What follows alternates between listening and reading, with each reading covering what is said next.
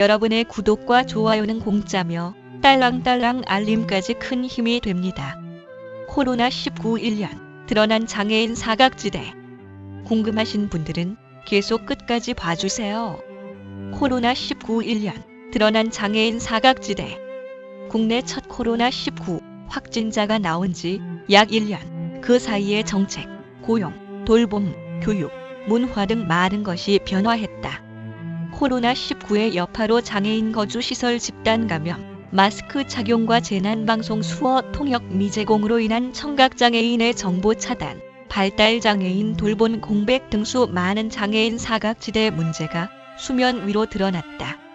이에 한국장애인단체 총연맹은 최근 장애인을 위한 감염병 대책 마련을 위한 과정에서 해결된 문제와 해결해야 할 문제를 살펴보고 감염병 재난 상황에서 장애인의 삶을 변화시킬 수 있는 개선을 촉구하고자 장애인 정책 리포트 코로나19 1년 특집 장애인에게 무서운 건 감염보다 고립을 발간했다.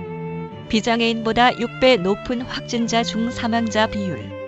지난 1년 우리나라에는 3번의 코로나19 대유행이 찾아왔지만 드라이브스루, 선별진료소, 진단키트, 생활치료센터 등 K방역을 선보이며 약 120개 국가에서 우리나라의 진단키트 수출 및 방역 노하우 공유 요청, 국제표준화 모델 등록되는 등 K방역의 우수성 보여줬다. 하지만 K방역의 우수성과 달리 코로나19는 장애인 사각지대의 민낯을 드러나게 했다. 작년 12월 질병관리청의 코로나19 장애인 확진자 현황에 따르면 코로나19 확진자의 사망률은 7.49%로 비장애인 확진자 사망률 1.2%에 비해 6배 이상 높고 코로나19 확진자 중 장애인의 비율은 4%지만 코로나19 사망자 중 장애인의 비율은 21%에 달하는 것으로 나타났다. 또한 코로나19는 장애인 일자리나 직장에도 영향을 끼쳐 2020년 장애인 경제활동 실태 조사를 살펴보면 장애인 경제활동 상태는 비장애인 실업률이 2.8%인 것에 비해 장애인 실업률은 5.9%로 2배 이상 높았다. 특히 최근 3개월 월 평균 임금은 192.2만 원으로 전년 대비 4.9만 원이 감소했다. 시설 휴관 폐쇄로 인한 돌봄 공백 오롯이 가족 부담으로. 코로나19 장기화로 사회복지시설 휴관, 폐쇄는 발달장애인 가정 내 돌봄 공백을 야기해 가족들의 부담이 가중됐고 이는 문제로 여러 사건, 사고를 발생시켰다. 외부 활동이 제약된 발달장애인 자녀는 생활 패턴이 부정적으로 변했고 부모와 발달장애인 자녀가 함께 생을 마감하는 등 안타까운 사건들이 일어났다. 코드 격리는 감염 질환 등을 막기 위해 감염자가 발생한 의료기관을 통째로 봉쇄하는 조치로 정부는 시설에 확진자가 발생한 경우 코드 격리로 시설, 내비 확진자를 포함한 모든 사람을 함께 봉쇄했다. 이 조치로 인해 격리된 병원에서 사망자가 속출하고 경기도 A장애인 거주시설에서는 확진자가 발생한 지 5일 만에 33명이 감염됐으며 송파구 장애인 거주시설에서는 4일 만에 확진자가 60명으로 불어나는 등 문제를 유발해 장에게는 코드 격리는 바이러스 배양을 최적화시키는 것이라며 비판했다. 국회 및 지상파종편 수어 통역 확대 청와대는 묵묵부답.